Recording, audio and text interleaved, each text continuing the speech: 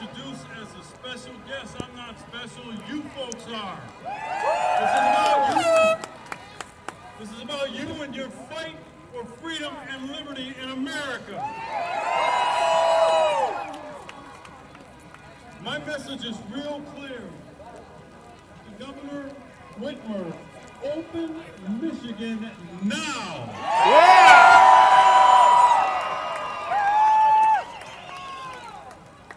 Now what I want to do is take you back in time to when this whole mess started, and this is a mess.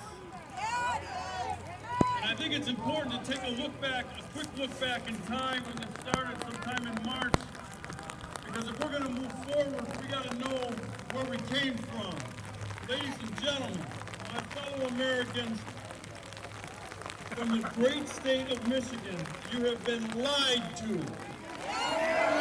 You've been hoodwinked. You've been bamboozled into giving away your God-given constitutional rights because of a health scare. Fear and hysteria have been the driving forces. Agenda-driven people in the medical field, along with some bureaucrats with ties to liberal causes, began driving public policy. It crushed our economy. It closed businesses and placed law-abiding Americans under house arrest. This was nothing short of economic suicide. Yep, they're right. Your rights have been trampled on by power-hungry and abusive politicians led by your governor.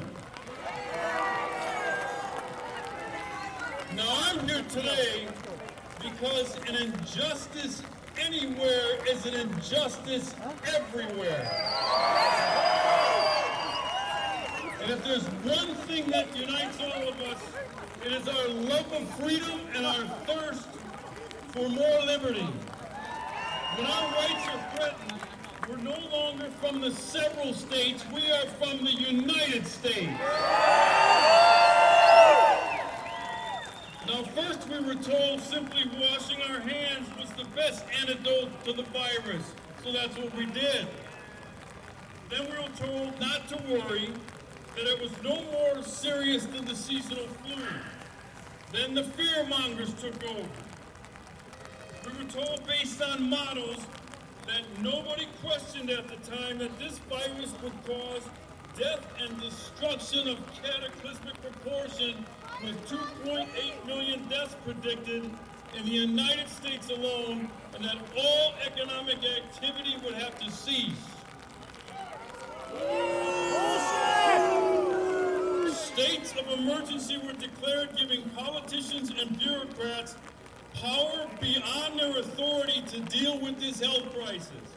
That included a suspension of our God-given rights under the Constitution. Businesses were closed.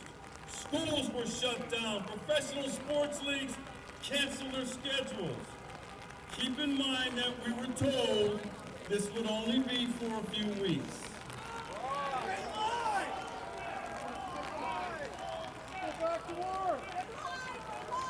Then, as we know today, weeks turned into months, and some of the so-called experts told us that this suspension of our American way of life might have to go on for maybe 6 months, maybe a year. Some had even said that we cannot return to our American way of life until a vaccine was discovered, and that might take 12 days.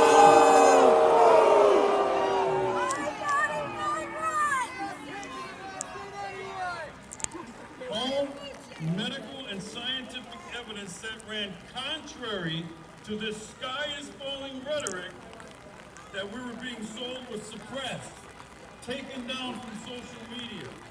Journals and articles are immediately removed from social sites if they're not in line with the prevailing bullshit.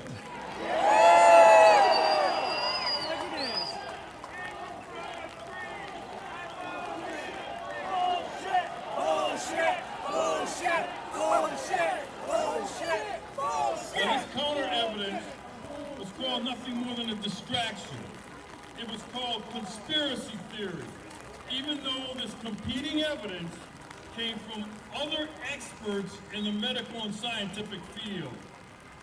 When some like me began to question the so-called experts, all we got were cliches and platitudes like, we need to do this out of an abundance of caution. That if we only saved one life, it would be worth it, and it was the right thing to do. We were told that to do nothing would be irresponsible, safety first, and that what we were doing and what we were being subjected to was just a minor inconvenience.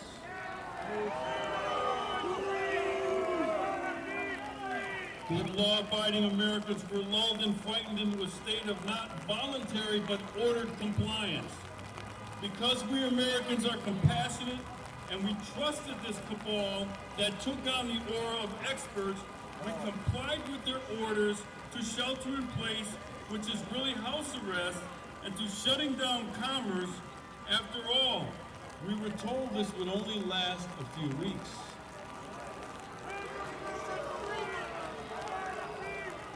Power-hungry politicians, sensing that they had us right where they wanted us, began implementing draconian measures. They kept extending the dates. Government, without public input, decided that people and businesses would be classified as either essential or non-essential. Ladies and gentlemen, we had no idea of what was to come. This was just the beginning. Shelter in place was replaced by social distancing that became the new buzz phrase. Then came the phrase bending the curve and flattening the curve.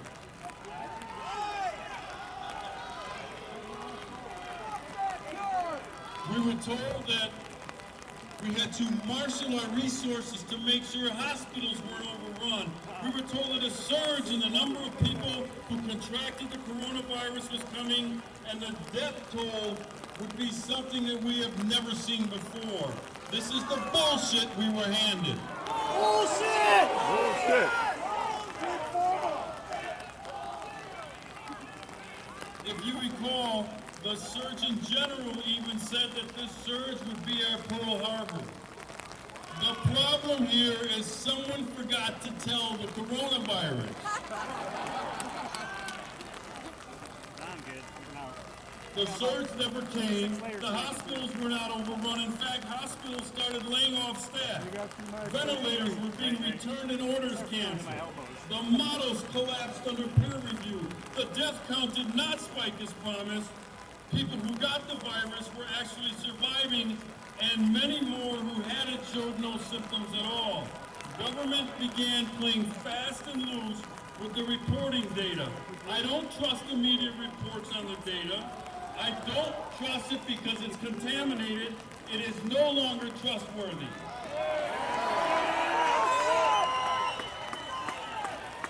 Has this affected some people? Yes, it has. But we've never killed the American economy over a health scare.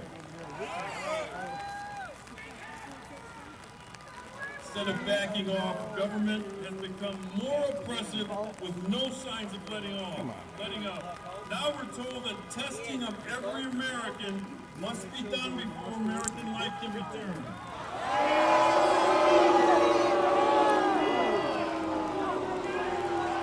I'm here to tell you that I do not want the government to run any testing operation of the American people.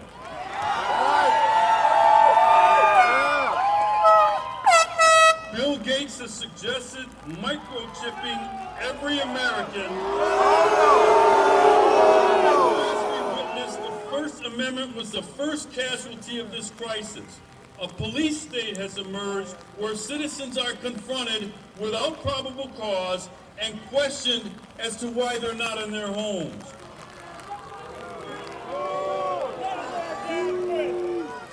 Arrests have been made in some areas, citations issued in other areas for not complying with government edicts that violate our rights to freedom of movement and freedom of association.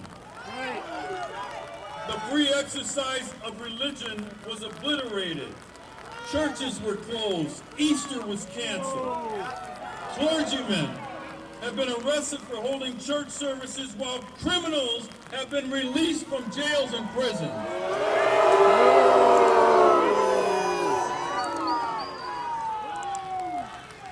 The right of freedom to association was replaced by staying 6 feet from one another. And by the way, how did they come up with this number of 6 feet? Oh, yeah. I think they just pulled it out of their rear ends. Maybe it's 5. Maybe it's 3.5. Maybe it's 8. I don't know. But why 6?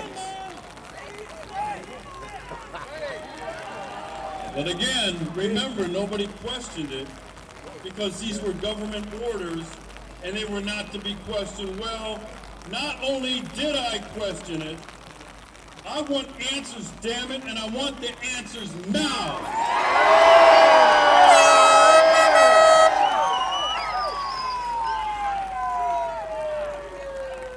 Along with the contaminated data that we've been handed about the coronavirus, there's a few other victims that were caught up in the wake. 26 million people are out of work and have applied for unemployment. Economic activity is on life support.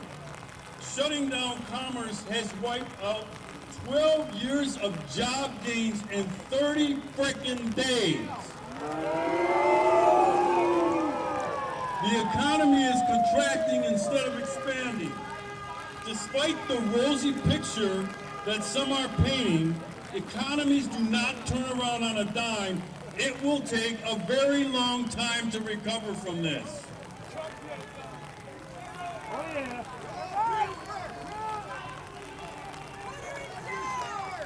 Now, where do we go from here? And I get asked that a lot. First, a message to your governor. Governor Whitmer, like the Founding Fathers had to do in 1775 in declaring their independence from this abusive crown in England, I just laid out the list of grievances. Governor Whitmer, your abuses have gone on long enough.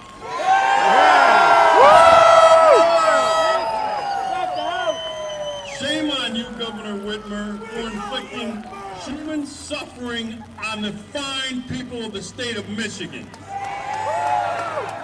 Voters elected you to serve them, not them serve you. The great people of Michigan are free citizens, not subjects of the government. My message again is clear. Open Michigan now.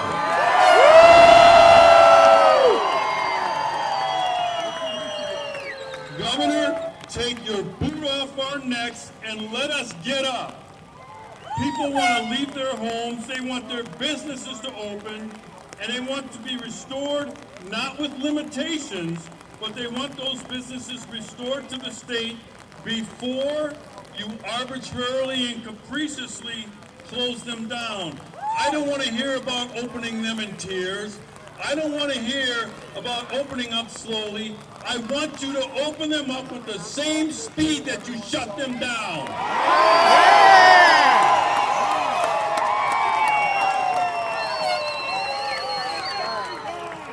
The people of the state of Michigan want this not in 30 days, not until testing can be done, not until a vaccine is discovered, but now, damn it!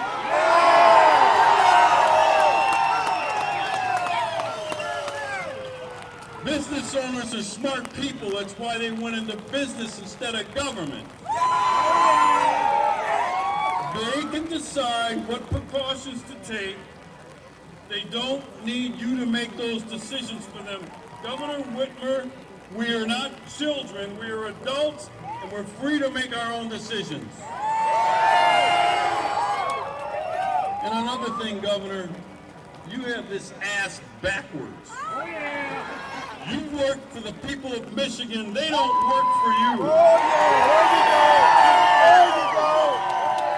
They don't take orders from you. You take orders from them. They're not begging for this. They're demanding it. Governor Whitmer, hear this. If these demands continue to fall on deaf ears, and if you continue to ignore the will of the people, they, like the Founding Fathers, will be left with no other recourse than to ignore your pretended legislation. That's right. Exactly.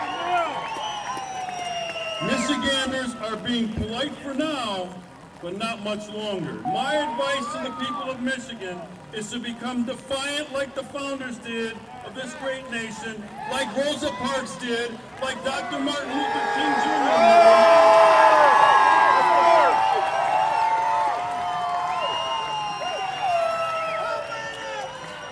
did. They know what to do when they demanded justice and they were being ignored. They knew that politeness was no longer working. They had to resort to, and let me make this clear, not to violence, but civil disobedience. That's right. You no longer have to wait for Governor Whitmer's okay. Leave your homes, open your businesses, and resume your rightful position in this representative democracy.